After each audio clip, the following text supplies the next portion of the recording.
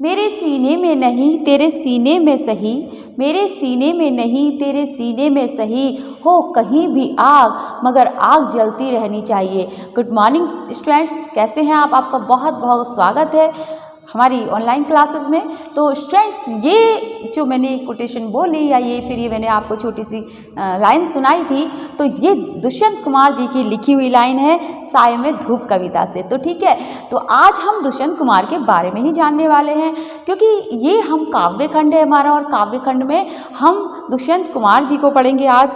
तो दुष्यंत कुमार की कविता जो काव्य रचना है वो गज़ल के रूप में हमारे सामने है, और इसमें हम क्या जानेंगे? हम जानेंगे कि आज़ादी के बाद कवि ने ये उम्मीद लगाई थी, ये उनको भरोसा था कि जो भारत के लोग हैं जितने परेशान हैं वो सभी, उनका जीवन अच्छा हो जाएगा, सुखमय हो जाएगा। परंतु ऐसा नहीं हुआ। भारत के लोगों को आदत पड़ चुकी थी शोषण की, शोषण सहने की, क्योंकि इतने 100 सालों तक क्या रहे, गुलाम रहे। तो उनकी वैसी आदत पड़ चुकी थी। इस बात से कवि बहुत व्यथित थे, तो उन्होंने गज़ल लिखी। तो चलिए आइए सबसे पहले जानते हैं दुष्यंत कुमार जी के बारे में। देखिए, दुष्यंत कुमार नई कविता के सशक्त हस्ताक्षर हैं, मतलब एक सशक्त कवि हैं दुष्यंत कुमार। और आप अगर सर्च करेंगे यूट्यूब वगैरह पे आपको पता चल जाएगा दुष्यंत कुमार के बारे में। इनका जन्म 1 सितंबर सन 1933 को राजपुर नवादा जिला बिजनौर में हुआ था। आपको पता है बिजनौर कहाँ है? यूपी में ही है। और जब आप इस साइड जाते हैं, हरिद्वार साइड में जाते हैं, तो वहाँ जिला नवादा बिजनौर पड़ता है पास में ही। तो आप समझ सकते हैं कि ये हमारे आसपास के ही कवि हैं। ठीक है, जन्म कब हुआ था ध्यान रखना है, इंपॉर्टेंट बात है। 1 सितंबर सन 1933 को जन्म हुआ था। कहाँ? राजपुर नवादा जिला बिजनौर में हुआ था। ठीक है, उनके बचपन का नाम दुष्यंत नारायण था। उन्होंने प्रयाग विश्वविद्यालय से एमए की उपाधि की। ठीक है, एमए जो उन्होंने मास्टर डिग्री ली थी उन्होंने, तो वो प्रयाग विश्वविद्यालय, तो पहले प्रयाग विश्वविद्यालय, इलाहाबाद विश्वविद्यालय तो क्या था, बहुत फेमस था। सारे ज़्यादातर जो हिंदी से करने वाले लोग थे, मास्टर्स करने वाले लोग थे, वो सारे वहीं से उस यूनिवर्सिटी से करते थे। जैसे अभी रुहेलखंड यूनिवर्सिटी है, सीसी है ना, चौधरी चरण सिंह यूनिवर्सिटी, बहुत सारी यूनिवर्सिटी है। लेकिन तब उस समय पर जो प्रयाग यूनिवर्सिटी थी वो सबसे ज़्यादा फेमस थी, तो वहीं से इन्होंने किया था एमए। उनके साहित्य जीवन का प्रारंभ भी वहीं से हुआ था। कहाँ से? प्रयाग से हुआ था। प्रयाग में ही उन्होंने साहित्यिक जीवन यानी कि जो कविताएं, रचनाएं, कहानी लिखनी शुरू करी, जो भी कुछ लिखा तो वो उन्होंने प्रयाग से ही शुरू किया। उनके घनिष्ठ मित्रों में कमलेश्वर, मार्कंडेय आदि थे। ये कमलेश्वर, मार्कंडेय, ये सारे ही राइटर हैं। ये भी वे परिमल की गोष्ठियों में भाग लेते रहे। नए पत्ते जैसी महत्वपूर्ण पत्रिका के साथ वे जुड़े रहे। अब देखिए, यहाँ पर आया परिमल शब्द। अब परिमल शब्द 9th में भी आपने पढ़ा होगा, 10th में आपने परिमल शब्द पढ़ा होगा। स्टूडेंट, कब पढ़ा होगा? जब आपने पढ़ी होगी कविता सूर्यकांत त्रिपाठी निराला की पढ़ी थी, उत्साह, वो कविता पढ़ी होगी। या फिर आपने एक चैप्टर गद्य में पढ़ा होगा, मानवीय करुणा की दिव्य चमक। तो वहाँ पर दिया था ना कि जो फादर कामिल बुल्के थे वो कौन थे? वो परिमल की संस्था के सदस्य थे, परिमल संस्था के बड़े थे। ठीक है, और तो वही परिमल की बात हो रही है, क्योंकि देखिए परिमल एक संस्था थी। आपको मैं फिर से रिमांड करा रही हूँ कि परिमल एक संस्था थी जिसमें हिंदी को प्रसिद्ध करने वाले, हिंदी की उन्नति चाहने वाले सारे कवि सम्मिलित थे। ठीक है, कवि हो, लेखक हो, सारे जितने भी हिंदी के लिए काम करने चाहते थे वो सारे लोग, सारे लेखक, कवि उस संस्था में सम्मिलित थे। उस संस्था का नाम था परिमल संस्था। यस, आपको ध्यान रखना है। तो भाई जब ये भी हिंदी के थे, दुष्यंत कुमार भी, तो ये भी उसी परिमल के सदस्य थे। अब इनका क्या हुआ, परिमल की गोष्ठियों में भाग लेते, तो ये अलग अलग इनकी गोष्ठियाँ, सेमिनार, है ना, बैठकें हुआ करती थी। परिमल के जो लेखक थे, नए नए लेखक उभर रहे थे, कुछ पुराने लेखक थे, वो हिंदी के विचार, हिंदी पर कैसी कविताएं लिखनी चाहिए, किस टॉपिक पे लिखनी चाहिए, है ना, हिंदी को हम अपने पूरे भारत में कैसे समृद्ध बनाएं, तो इस बारे में उनकी गोष्ठियाँ हुआ करती थी, उसमें भी ये भाग लिया करते थे। और नए पत्ते जैसी महत्वपूर्ण पत्रिका के साथ वे जुड़े थे। नए पत्ते जो पत्रिका है वो किसने लिखी थी? सूर्यकांत त्रिपाठी निराला जी ने लिखी थी। नए पत्ते, जिनकी कविता आपने 10th में पढ़ी थी, कौन सी? उत्साह और अट नहीं रही। ठीक है, आपको ध्यान रखना है। तो वहाँ तक उन्होंने उस पत्रिका के साथ भी दुष्यंत जी जुड़े हुए थे। उन्होंने कुछ समय तक आकाशवाणी में नौकरी की, बाद में सहायक निदेशक के रूप में मध्य प्रदेश के भाषा विभाग में कार्य किया। अब देखो आकाशवाणी, पहले मैंने बताया मनोरंजन का साधन आकाशवाणी हुआ करता था, यानी कि जो रेडियो वगैरह जो हमारे पास रेडियो हुआ करते थे उन्हीं से मनोरंजन लोग किया करते थे। तो ज़्यादातर कभी क्या वहाँ पर प्रोग्राम का संचालन करना या अपना कोई प्रोग्राम देना, तो वहीं पर वो लोग जॉब कर लेते थे। 43 वर्ष की अल्पायु में 30 दिसंबर 1975 को भोपाल में उनकी मृत्यु हो गई, क्योंकि मध्य प्रदेश में ही वो चले गए थे, वहीं पे शिफ्ट हो गए थे, वहीं पे जॉब करने लगे थे, तो वहीं उनकी मृत्यु भी हुई। कब हुई? केवल 43 साल, कितने होते हैं 43, 43 वर्ष की अल्पायु में। अल्पायु क्यों कहा गया? क्योंकि बहुत कम एज होती है 43 साल की। उनकी मृत्यु हो गई 30 दिसंबर 1975 को। ठीक है, अब देखिए उन्होंने क्या किया कि देखिए उन्होंने हिंदी में, किसने? दुष्यंत जी ने हिंदी में एक नई परंपरा का चलन किया था। उन्होंने देखो पहले जो राइटर थे, जो कवि थे, वो कविताएं लिखते थे ज़्यादातर, और इन्होंने क्या किया, दुष्यंत कुमार ने हिंदी कविता में गीत और गज़ल लिखने शुरू किए। गीत और गज़ल लिखने की नई परंपरा की शुरुआत की दुष्यंत कुमार ने। उससे पहले सिंपल कविताएं लेखक लिखते थे और इन्होंने गीत और गज़ल लिखने की परंपरा शुरू की, और इसमें इनका कोई सानी नहीं था, अर्थात इनका कोई मुकाबला करने वाला नहीं था। इतनी अच्छी गीत और गज़ल ये लिखा करते थे। उन्होंने कविता के क्षेत्र में नए प्रयोग किए, किंतु उनकी विशिष्ट देन है हिंदी गज़ल। आज जो हम हिंदी में गज़ल नाम से जो कविता पढ़ते हैं, वो गज़ल देन है दुष्यंत कुमार की। ठीक है, दुष्यंत कुमार ही ऐसे थे जो गज़ल लिखते थे और इसी के लिए उन्होंने काम किया। तो चलिए हम अब जानते हैं, अपने पाठ पर आते हैं। देखिए मुख्य काव्य रचनाएं इनकी कौन कौन सी हैं? सूर्य का स्वागत, आवाज़ों के घेरे, साए में धूप, जलते हुए वन का वसंत। उपन्यास भी है इनके, छोटे सवाल, आंगन में एक वृक्ष और दोहरी जिंदगी, ये इनके उपन्यास है। अब जब ये हमारी ये जो गज़ल हम पढ़ते हैं, ये साए में धूप जो उनका काव्य है उसमें से लिया गया है, साए में धूप से लिया गई है ये गज़ल जो हम यहाँ पर पढ़ेंगे। तो चलिए अब हम पाठ पर आ जाते हैं स्टूडेंट। दुष्यंत कुमार की यह गज़ल जन जागरण का संदेश देती है। अब आपको ध्यान रखना है, देखिए आपको कभी कभी आता है कि प्रसंग लिखिए या व्याख्या कीजिए या भाव बताइए या सारांश बताइए, है ना, सारांश बताइए, इस तरह से आपके पास क्वेश्चन आता है। तो आपको ध्यान रखना है, सबसे पहले मैं गज़ल पढ़ नहीं रही, कुछ नहीं कर रही, बता रही हूँ कि आपको इस पाठ में है क्या, गज़ल जो हमारा पाठ है इसमें क्या है। तो यह दुष्यंत कुमार की गज़ल जन जागरण का संदेश देती है। क्या संदेश हमें इस गज़ल से मिलता है? इस गज़ल को पढ़कर मिलता है जन जागरण का, यानी कि लोगों को, जो लोग हैं वो अपनी पुराने विचारों से लदे हैं, जैसी स्थिति है उनकी, बड़ी बुरी सी स्थिति समाज में, उसी स्थिति में वो जी रहे हैं, तो वो चाहते हैं कि ऐसी स्थिति में मत जियो, उठो, संघर्ष करो और अपने अधिकार के लिए लड़ो, ये वो कहना चाहते हैं। कवि देश की दुरावस्था देखकर निराश है, और आज़ादी के बाद की ये बात है, आज़ादी के बाद की ये रचना है दुष्यंत जी की। तो आज़ादी के बाद जो समाज था, जो लोग थे ना, वो उनकी दुर्दशा इतनी, मतलब दशा इतनी खराब हो रही थी। एक तो उनको गुलाम रहने की आदत पड़ गई थी, ऊपर से जब आज़ाद हुआ हमारे देश में कुछ अच्छी जो व्यवस्था थी, राजनीतिक व्यवस्था, वो भी अच्छी नहीं थी, जनता के लिए कोई काम नहीं हुए थे। तो लोग इस वजह से वो कवि देश की दुरावस्था देखकर बहुत निराश थे। आज़ाद भारत में उन्होंने सपना लिया था कि अब हर घर में रोशनी होगी।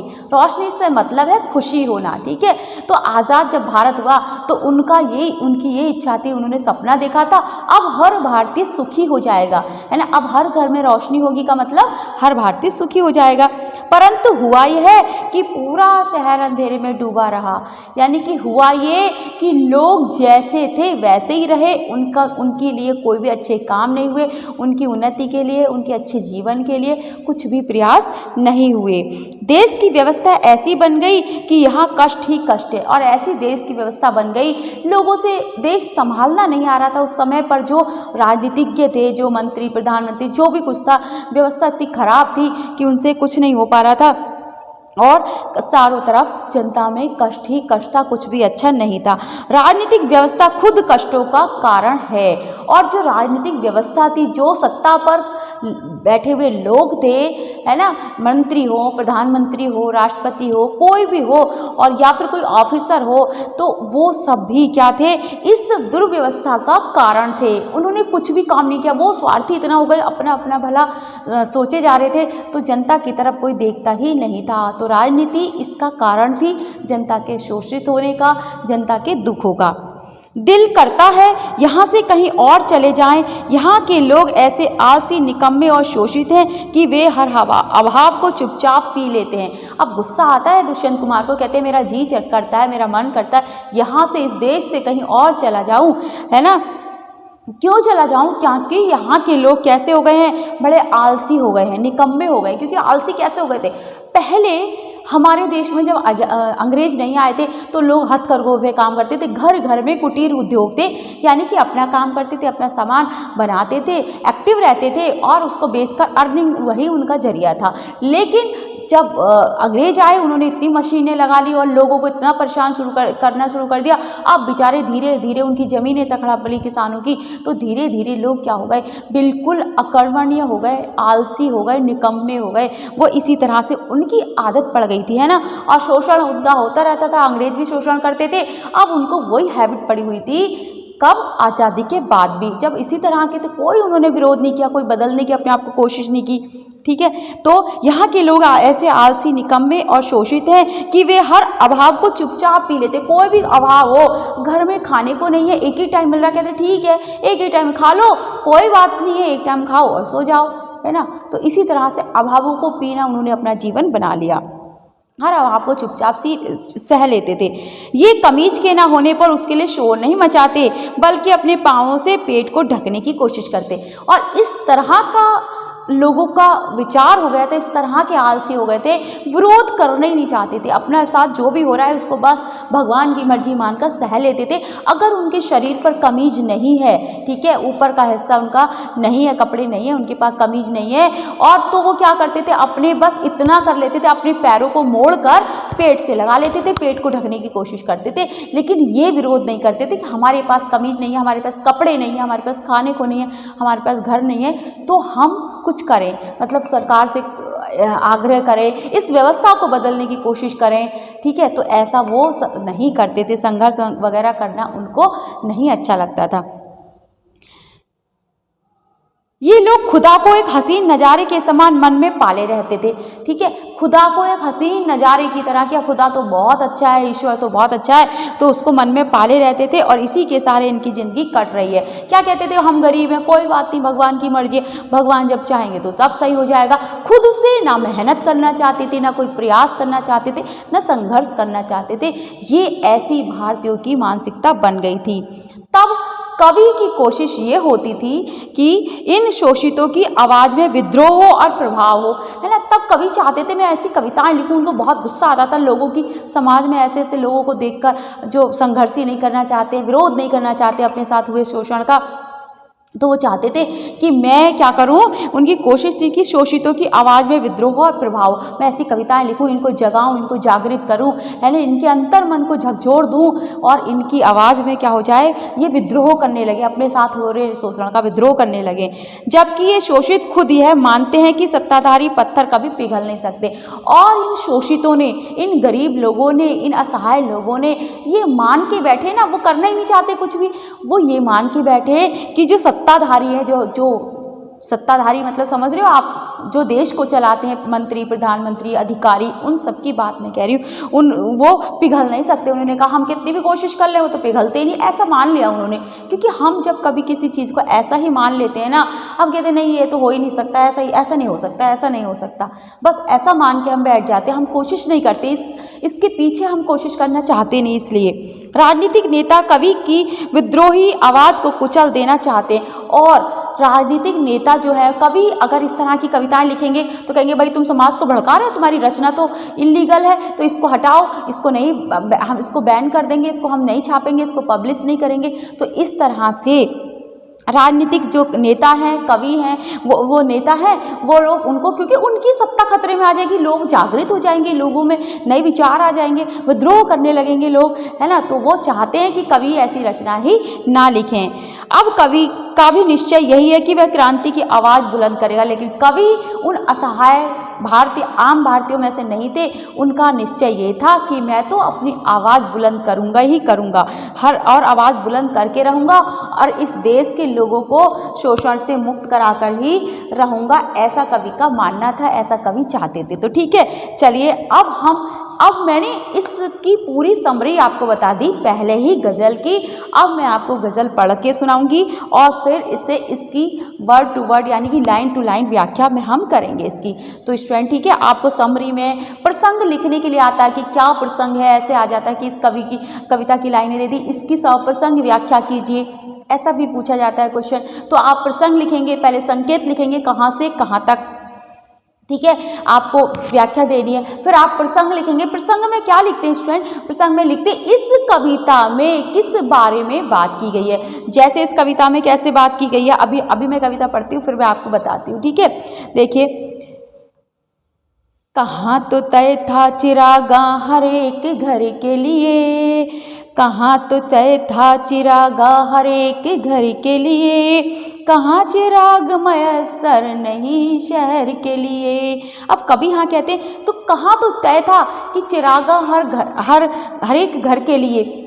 कभी कहते हैं कि भाई हर घर के लिए तुम्हें खुशी का ऐसा लग रहा था कि भाई हर घर में खुशी आएगी, है ना, खुशी आनी चाहिए। आज़ादी के बाद हर किसी भारतीय को खुश होना चाहिए, सुखी होना चाहिए। कहाँ चिराग मयसर नहीं शहर के लिए।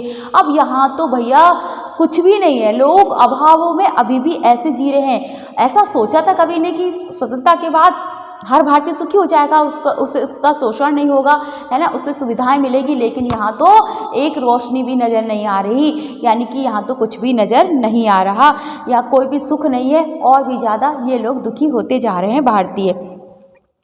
यहाँ दरख्तों के साए में धूप लगती है, यहाँ दरख्तों के साए में धूप लगती है, चलो यहाँ से चलें और उम्र भर के लिए।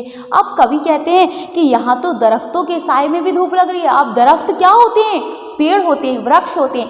जब वृक्षों के नीचे हम बैठते हैं तो होता क्या है, हम धूप से बच जाते हैं, छांव मिलती है। लेकिन कवि कहते हैं कि यहाँ तो दरख्तों के नीचे भी धूप लग रही है, यानी कि जिन लोगों को हमारी रक्षा करनी चाहिए, यानी कि राजनीतिज्ञ, मंत्री, प्रधानमंत्री, ये सब लोग, अधिकारी, कुछ भी किस समाज में किसी भी स्तर का वो व्यक्ति जो लोगों की हेल्प करता है, जो लोगों की हेल्प के लिए उस पोस्ट पर आया हुआ है, उन सब की बात हो रही है कि यहाँ तो दरख्तों के नीचे भी धूप लगती है, चलो यहाँ से चले और उम्र भर के लिए तो चलो इस देश को ही छोड़ते हैं या इस देश को छोड़कर कहीं और चले जाएं। अब अगर आपसे इसका प्रसंग लिखने को कहा जाए तो स्टूडेंट कैसे लिखेंगे कि प्रस्तुत पद्यांश हमारी पाठ्य पुस्तक आरोह में संकलित दुष्यंत कुमार द्वारा रचित गजल नामक कविता से लिया गया है, उद्धत है या लिया गया है, ठीक है। तो इस तरह से हम प्रसंग लिखते हैं। फिर बताते हैं हम इसमें इस कविता में क्या संदेश दिया गया है, क्या कहा गया है इस कविता में। तो इसमें समाज के अभावों और उनके प्रति लापरवाह और निष्क्रिय समाज को जगाने का प्रयास किया गया है ना। तो समाज में अभावों और उनके प्रति जो लापरवाह लोग हैं ना, निष्क्रिय पड़े, उनको जगाने का प्रयास कवि ने किया है अपनी कविता के माध्यम से। कवि समाज की कुव्यवस्था पर दुख प्रकट करता हुआ ये लाइनें कहता है, ठीक है। तो कवि क्या कर रहा है, समाज में जो दुर्व्यवस्था है उसके प्रति क्या कर रहा है, दुख प्रकट कर रहा है, और इसीलिए वो चाहता है कि जो लोग हैं वो उठ जाएं, जागृत हो जाएं, अपने शोषण के खिलाफ आवाज़ उठाएं।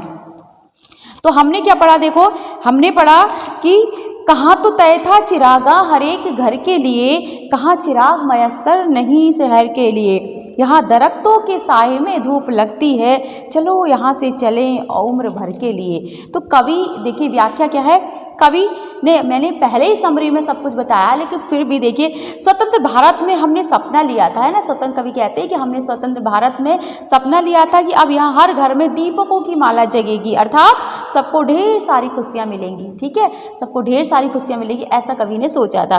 किंतु हुआ इसके बिल्कुल विपरीत। बिल्कुल उल्टा हुआ।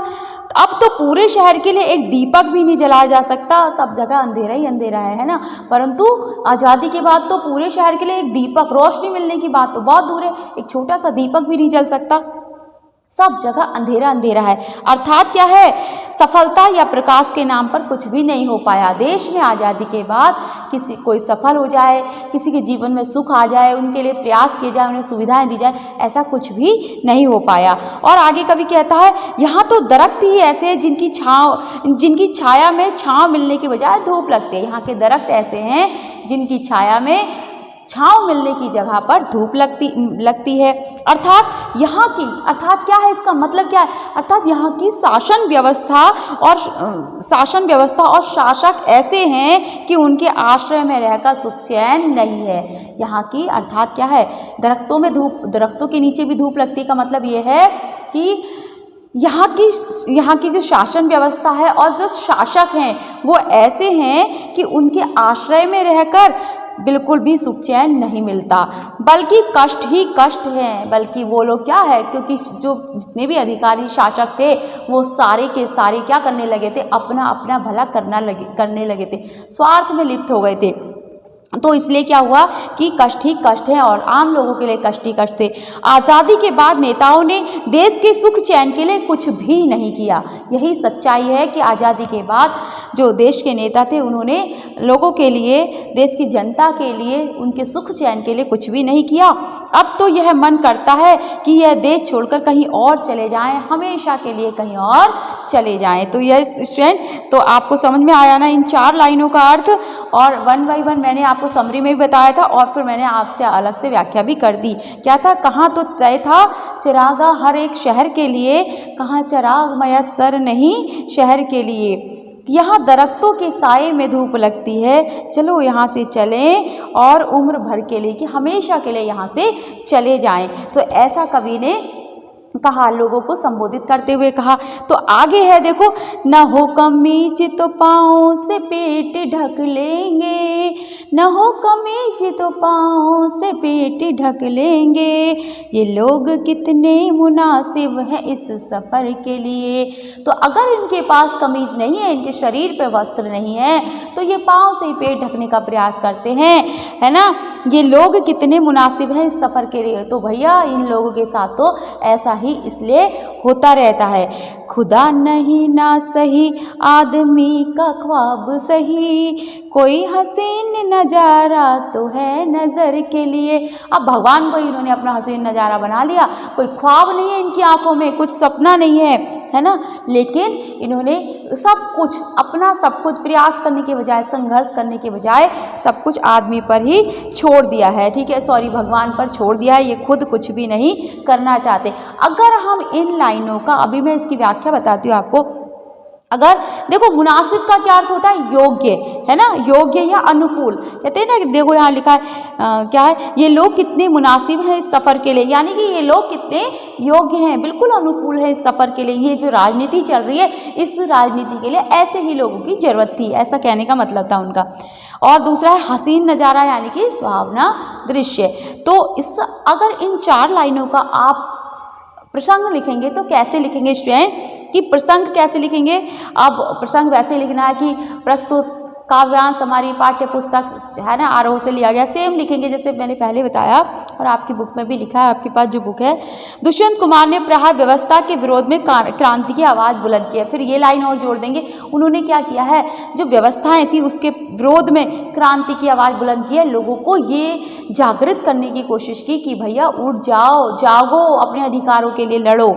इस कविता में उन्होंने दबे कुचले भारतीयों की संतोषी वृत्ति और उदासीनता पर प्रभाव डाला है। अब भारतीय क्या थे, बड़े संतोषी प्रवृत्ति के, कि भाई जो हो रहा है ठीक है, ऐसे ही सही है ना। वो आगे कुछ करना ही नहीं चाहते थे, अपने जीवन को अच्छा करना नहीं चाहते थे। तो भाई बस उनका जीवन ऐसे ही चल रहा था, ये देख के दुष्यंत कुमार जी को बहुत गुस्सा आता था। तो इन लाइनों में, इन 4 लाइनों में उन्होंने यही प्रयास करने की कोशिश की है कि भारतीय उठें, जागें और अपनी इस वृत्ति से, इस उदासीनता से, जो इनकी आदत पड़ चुकी है, इस वृत्ति से, इस उदासीनता से बाहर निकले, जीवन को नए ढंग से देखें, नए तरीके से वो जिए। तो फ्रेंड्स, आज के लिए इतना ही। नेक्स्ट वीडियो में हम इससे आगे कविता को पढ़ेंगे। इन 4 लाइनों की व्याख्या भी फिर से करेंगे, क्योंकि अभी मैं करती तो टाइम बहुत ज़्यादा होने वाला था, तो इसलिए मैंने इसको बीच में ही रोक दिया है। तो नेक्स्ट वीडियो में चैप्टर कंप्लीट हो जाएगा, क्योंकि छोटा सा चैप्टर है। तो आज के लिए इतना ही। अभी इसको आप पढ़िए, ध्यान से समझिए। अगर नहीं आता है तो फिर आप मुझसे पूछ भी सकते हैं। Thank you.